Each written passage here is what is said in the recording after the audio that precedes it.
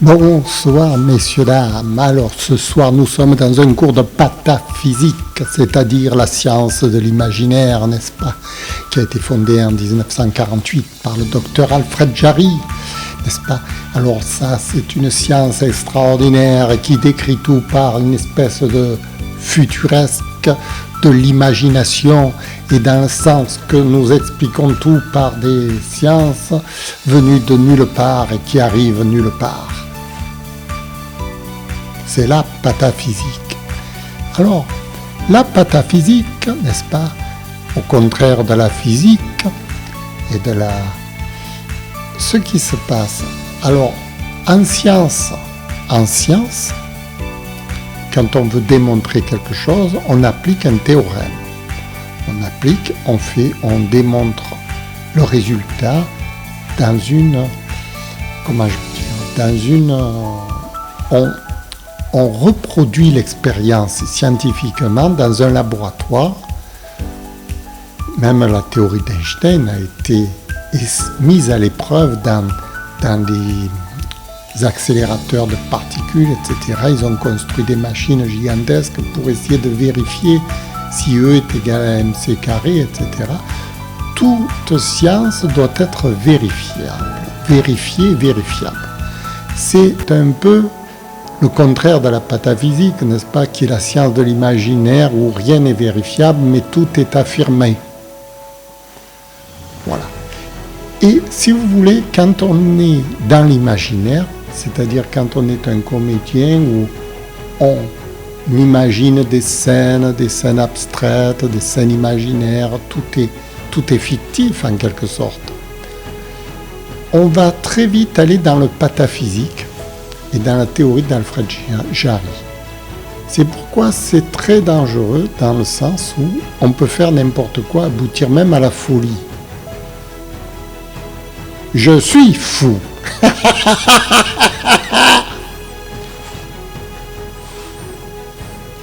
C'est ce qu'on pourrait en conclure, n'est-ce pas? Seulement, voilà, j'attribue au théâtre une scène imaginaire, mais pour moi c'est un laboratoire, le laboratoire de la vie, de l'expérience humaine. Et comment peut-on prouver que dans ce laboratoire nous faisons des progrès? À quoi se mesure, disons, l'échelon, comme on dirait, il y a le mètre, le centimètre, et dans la comédie, à quoi se mesure l'échelon? La graduation de ce que l'on fait, si c'est bien ou pas bien. Alors, les pataphysiques, les gens qui ont la science de l'imaginaire, nous expliquent très bien à la télévision qu'il suffit de faire rire, c'est l'échelon dans lequel on est dans un échelon du rire, quoi. Au plus il y a des rires, au plus il y a des vues sur Internet, c'est l'échelon de la comédie moderne. Ça, c'est de la pataphysique, c'est de la science de l'imaginaire total. Le rire, les échelons, les vues, c'est pas physiquement, ce n'est pas... Alors, ils expliquent que les vues vont vous donner de l'argent. Ça va nous rapporter publicitairement. Au plus vous aurez du monde qui va vous regarder, au plus vous allez avoir des publicitaires qui vont miser sur vous. C'est un peu comme dans le Bitcoin, n'est-ce pas? Au plus il y a des gens qui misent sur vous, sur le Bitcoin, au plus le Bitcoin augmente de valeur. Mais ce n'est basé sur rien du tout. C'est-à-dire qu'il n'y a aucune valeur intrinsèque dans ce qu'on fait. Alors, comment mesurer justement la vraie valeur de la comédie, de ce que l'on fait du comédien? Comment mesurer sa capacité réelle à jouer la comédie? Alors, on va vous dire, un vrai comédien, c'est quelqu'un qui apprend un texte et qui le dit à la perfection, qui touche le public. Encore une fois, il s'agit juste d'apprendre un texte et de le dire en faisant des fantaisies et en faisant des exagérations et en criant et on va sûrement qu'on va attirer la curiosité puisqu'on est fou. Les fous, ils intéressent aussi les gens, hein. Mais est-ce qu'il y a vraiment une mesure scientifique de la comédie? C'est ça, moi, qui m'intéresse en tant que scientifique, parce que moi, je suis un esprit scientifique, vous voyez, malgré que je sois fou, puisque je suis de la science de l'imaginaire. Et justement, pour décrire cette mesure que je n'ai pas encore établie d'ailleurs, j'ai fait des expériences dans la boîte que je suis en train de faire. L'image que vous voyez, c'est une image qui est dans une boîte. Et cette image dans cette boîte, je la mesure. Je la mesure comment?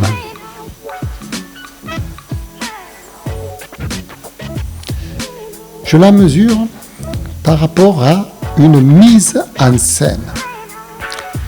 C'est-à-dire que avant de jouer, avant de me mettre dans la boîte, j'ai tracé, j'ai en tête la mise en scène que je vous présente là. Il n'y a que moi qui sais cette mise en scène. Le public ne le sait pas.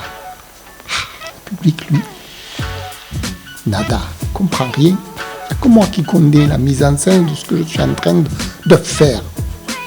Et ensuite, quand je me revois dans l'écran, je regarde si j'ai bien obéi à ma mise en scène. Et en rapport de cet ajustement, je comprends si je suis bon ou mauvais.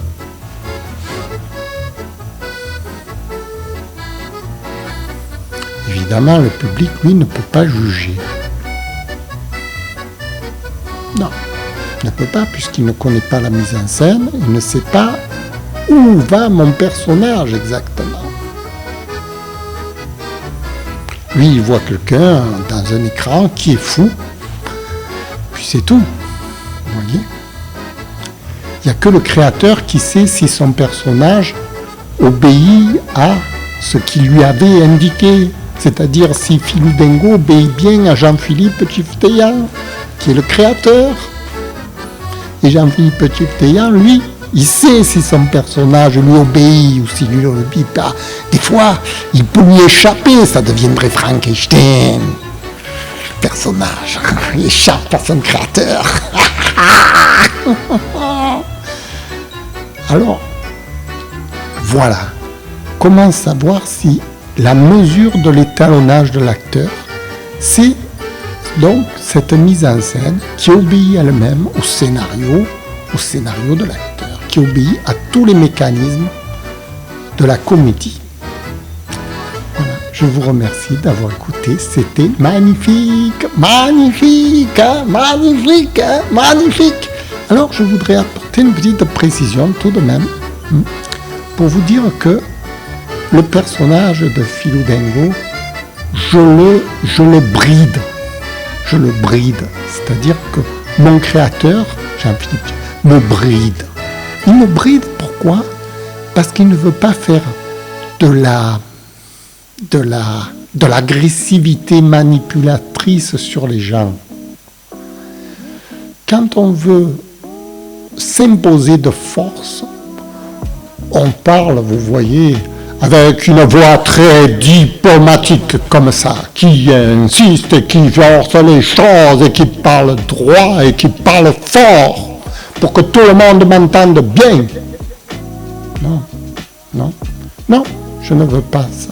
Non, mon créateur ne veut pas que je sois, comment je pourrais dire, un peu dictateur sur la foule, etc., qui parle comme monsieur le moustache. Non, non, non, non, non, non, non, non, doucement, doucement.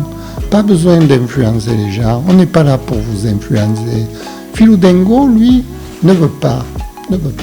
C'est son créateur ne veut pas que Philou Dingo soit...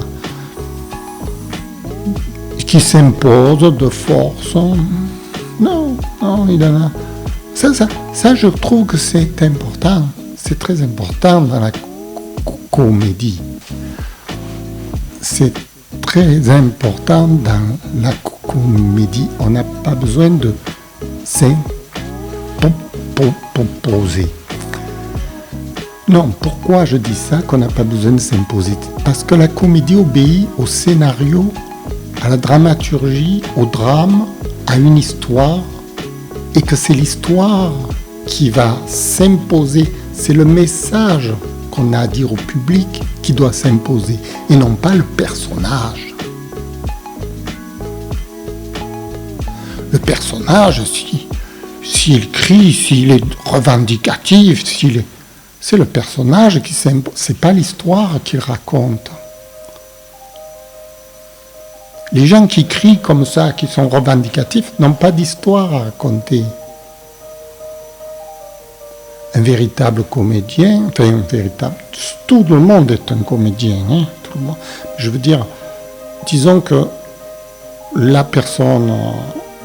le créateur qui invente ce personnage a d'autres objectifs.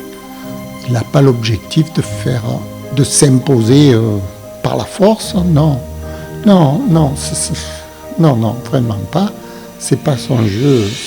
Non, je m'explique quand même. J'explique que je pourrais le faire, de m'imposer par la force. Mais je ne veux pas.